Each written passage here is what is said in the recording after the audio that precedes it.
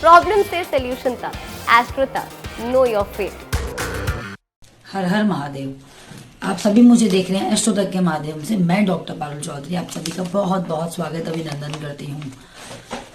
सभी फॉलोअर को और सभी दर्शकों को जो भी मुझे आज देख रहे हैं उन सभी को संकष्टी चतुर्थी की बहुत बहुत बधाई, अभिनंदन। सभी की शुभकामनाएं, सभी को बहुत अच्छी जाए उनकी चतुर्थी और हमारे गणेश जी उनके विघ्न हरकर लेकर जाएं।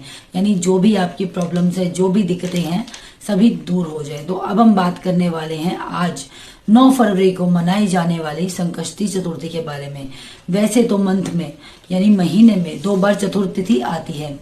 एक आती है पूर्णमासी के पास जिसे हम बोलते हैं संकष्टी चतुर्थी, जो कि कृष्ण पक्ष के माघ महीने में यानी इस बार जो फागुन में पड़ रही है तब हम मनाएंगे। दूसरी पड़ती है अमावस्या के बाद जिसे हम कहते हैं विनायक चतुर्थी के बारे में बोलते हैं। तो चलिए आइए बात करते हैं कौन सी तिथि को मनाई जाएगी, क्या शुभ मुहूर्त होगा, क्या चंद्र उदय होगा इसका और कब हमको करनी चाहिए इसकी पूजा अर्चना और क्या क्या देने वाले हैं हमको श्री गणेश। वैसे तो गणेश जी को सभी जानते हैं विघ्नहर्ता के रूप में माना जाता है। प्रथम स्थान मिला है उन्हें देवी देवताओं के बीच में, यानी कि जब भी हम किसी देवी देवता की पूजा करते हैं सबसे पहले हम अपने विघ्नहर्ता की पूजा करते हैं, आराधना करते हैं, उनको मनाते हैं सबसे पहले हम। तो आज भी उन्हीं से बात। गणेश पुराण में इस व्रत का बहुत ही बड़ा महत्व बताया गया है। यानी कि सुख समृद्धि तो हमको मिलती है, लेकिन जिसकी भी संतान नहीं है यानी संतान सुख की प्राप्ति या इच्छा रखता है उसके लिए भी बहुत ही शुभ मानी जाती है, बहुत ही अच्छी मानी जाती है। ये व्रत उनको जरूर रखना चाहिए। ज्यादातर यह औरतें अपने बच्चों के लिए यानी या फिर गृहस्थ जीवन के लिए रखती है, लेकिन मेरा मानना है कि आपके घर में कोई दिक्कत नहीं भी है तब भी आप जरूर व्रत रखिए, ताकि हमारा लगाव जो है, हमारे जो कनेक्शन है, एक ना कनेक्टिविटी हमारे भगवान के साथ, हमारे पूर्वजों के साथ जरूर होती रहनी चाहिए, ताकि उन्हें भी ना लगे कि हम भूल गए हैं उनको या फिर हमने छोड़ दिया है किसी भी वजह से।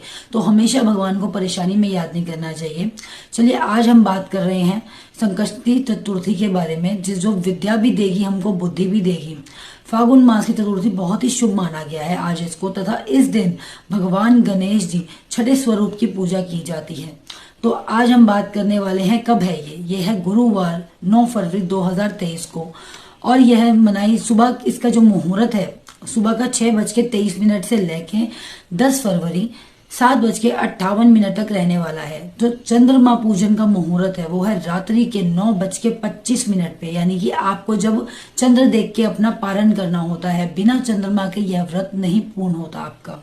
इस एड को स्किप करना तो बहुत मुश्किल है, पर लाइफ की प्रॉब्लम्स का सोल्यूशन ढूंढना आसान। प्रॉब्लम से सोल्यूशन तक, एस्ट्रो तक, नो योर फेट।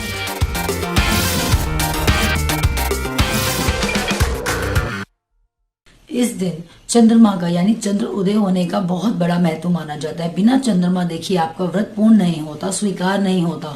तो आज के दिन चलिए बात करते हैं आपको कैसे पूजा अर्चना करनी है, कैसे व्रत का संकल्प लेना है। तो अब आपको सुबह उठना है। ब्रह्म मुहूर्त में उठने का इसका बहुत बड़ा महत्व है।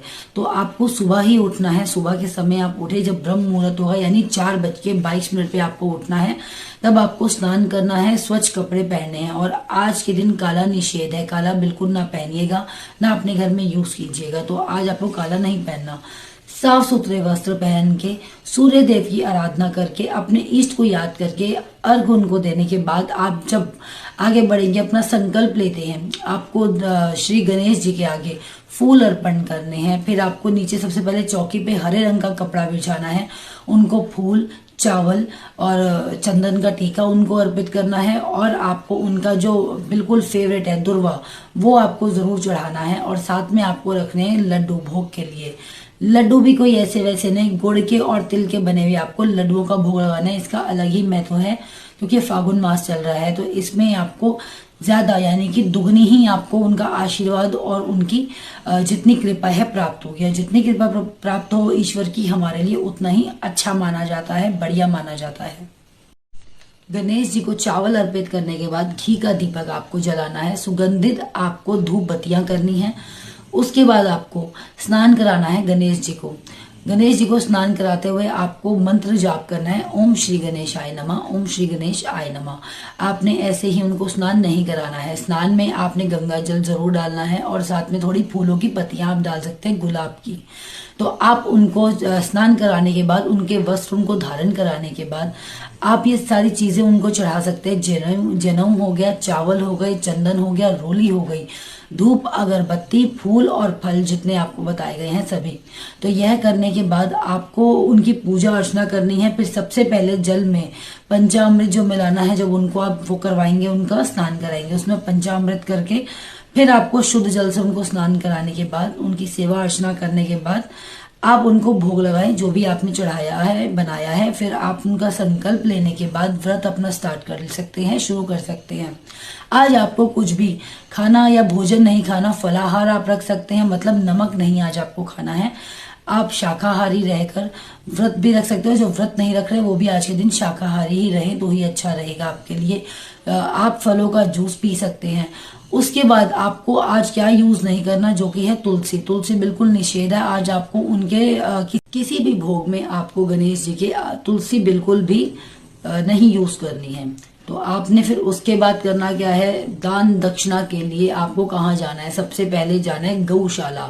वहां पर आपको हरा चारा खिलाना है। और नहीं कुछ खाते तो आप धन का भी दान आज कर सकते हैं। गाय को आज खाना खिलाने का महत्व अलग ही है। आपको अलग ही चीजों का फल प्राप्त होता है। बुद्धि तो मिलेगी, सुख समृद्धि तो मिलेगी, और भी आपकी जो भी विश है, जो भी आपकी मनोकामना है, जो बहुत समय से पूर्ण नहीं हो रही है, वो भी पूर्ण हो जाएंगी आपकी।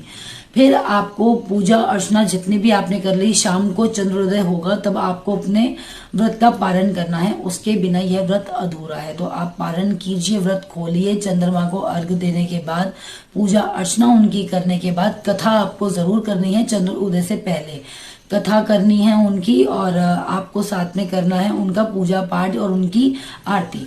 फिर आप अपना व्रत खोल सकते हैं। जो आप खाते हैं व्रत में, आप वो खाइए, खाना खाइए। फलाहार से आप व्रत खोले तो ज्यादा अच्छा रहेगा। आपको आज जो दान करना है, सबसे बड़ी चीज है, गुड़ से बनी हुई या तिल से बनी हुई कोई भी मिठाई जरूर आज दान करनी है। आज दान जरूर देना है। खाना खाने के बाद, यानी पारण करने के बाद दान कीजिए, और जितना भी आपको फल है जरूर मिलेगा। आप हमारी शुभकामनाएं हैं। एस्ट्रो तक ऐप पर आपको मिलेगा भविष्य से जुड़े हर सवाल का जवाब। डाउनलोड कीजिए एस्ट्रो तक ऐप और चुटकी में जुड़िए इंडिया के बेस्ट एस्ट्रोलॉजर से।